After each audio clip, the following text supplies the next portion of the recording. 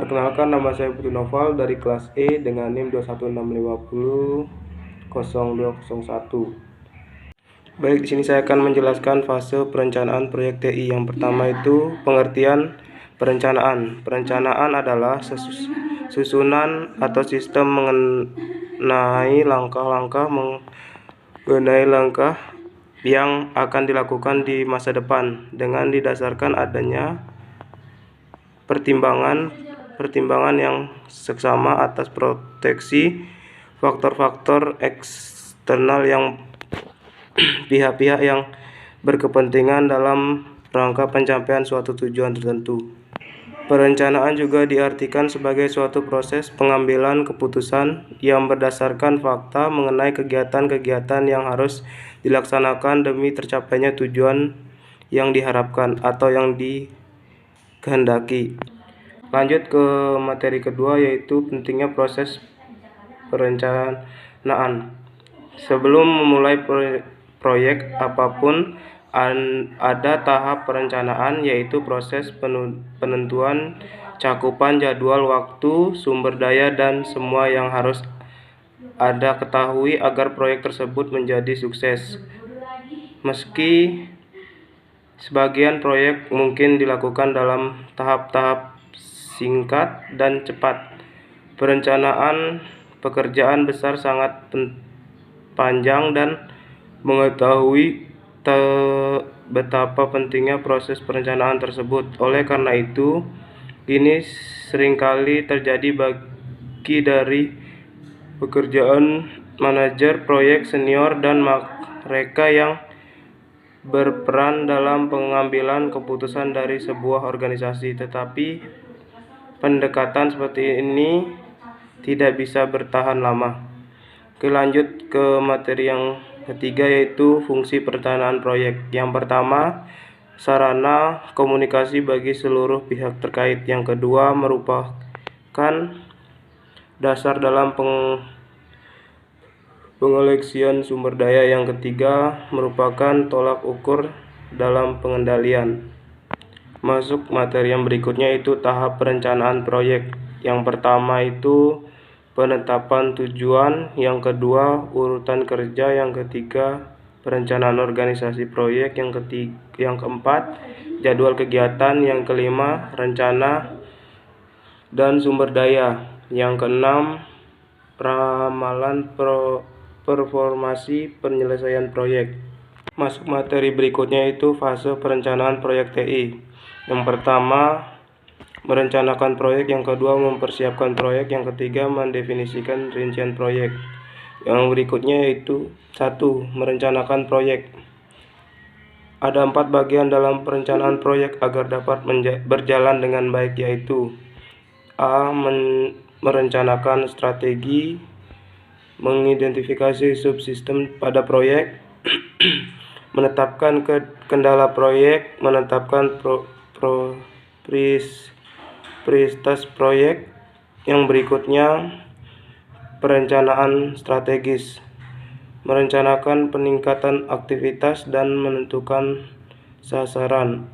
Yang kedua, contoh memperbaiki kelemahan atau problem yang ditemukan pada fase definisi. Yang berikutnya, mengidentifikasi subproyek untuk mengetahui dan menentukan lingkup pada proyek yang akan dilaksanakan berdasarkan hasil dari fase definisi. Yang berikutnya, menentukan kendala proyek, memperkirakan apa yang terjadi kendala, misalnya yang pertama batasan dana yang berperkenan, yang kedua batasan waktu penyelesaian, yang ketiga umur ekonomis, yang keempat struktur organisasi, yang kelima peraturan perusahaan. Materi yang berikutnya yaitu menetapkan prioritas proyek. Yang pertama kriteria rasional, yang kedua meningkatkan keuntungan, yang ketiga menghemat biaya, yang keempat meningkatkan kelangsungan hidup sistem, yang kelima keterkaitan hubungan dengan subsistem lain. Yang keenam, kebutuhan mendesak. Berikutnya, menetapkan prioritas proyek, yaitu kriteria tidak rasional. Yang kedua, manajemen tidak berminat. Yang ketiga, menonjolkan kebanggaan. Yang berikutnya itu mempersiapkan proyek. Yang pertama, menunjukkan anggota tim. Kedua, konsultan. Tiga, personil perusahaan sendiri. Yang keempat, gabungan konsultan dengan personil perusahaan. Materi berikutnya menggunakan konsultan. Untuk kelebihannya itu, yang pertama, waktu penyelesaian cepat. Yang kedua, kualitas lebih baik. Dan untuk kelemahannya itu, biaya lebih tinggi, rahasia terbuka perusahaan. Lanjut materi berikutnya, yaitu menggunakan internal. Untuk kelemahannya itu, waktu penyelesaian lambat. Yang kedua, hasil kurang berkualitas. Untuk kelebihan, biaya lebih rendah. Yang kedua, rahasia terjamin perusahaan. Yang berikutnya, kombinasi menggunakan jasa konsultan dan resolusi internal. Untuk kelebihannya itu, waktu penyelesaian lebih cepat. Yang kedua, hasil sangat berkualitas. Untuk kelemahan, biaya lebih tinggi, harga terbuka. Dan materi berikutnya itu mengumumkan proyek. Yang pertama, alasan pengembangan. Yang kedua, apa sasarannya. Yang ketiga, dampak keuntungan pegawai. Berikutnya, definisi bagian-bagian proyek yang akan dikembangkan. Yang pertama itu melakukan studi kelayakan. Yang kedua, memahami lingkungan proyek yang akan dibangun. Yang ketiga, menentukan kebutuhan proyek yang akan dibangun. Berikutnya itu menilai kelayakan proyek.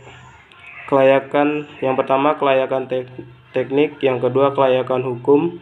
Tiga, kelayakan operasi. Keempat, kelayakan jadwal. Yang kelima, kelayakan ekonomi.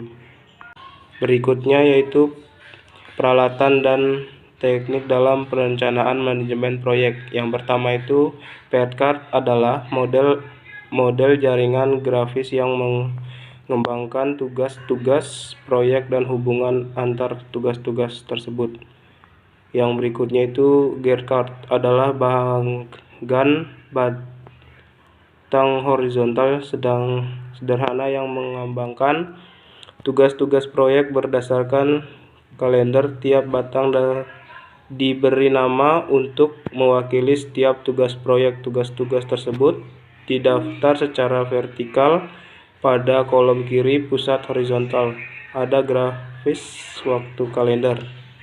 Mungkin sekian review saya. Saya akhiri dengan wabillahi taufiq. Wassalamualaikum warahmatullahi wabarakatuh.